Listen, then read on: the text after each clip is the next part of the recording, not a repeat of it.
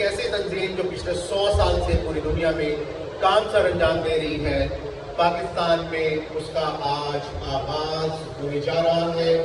National vice president LMHI Pakistan chapter doctor Ghulam Yasin.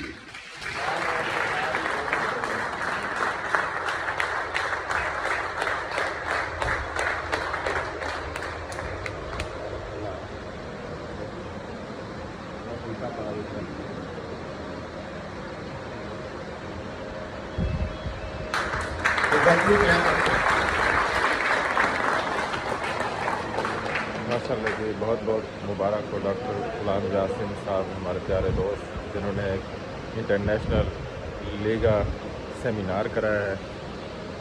LMH की तरफ से जी उनको एजाज़ मिल रहा है जी।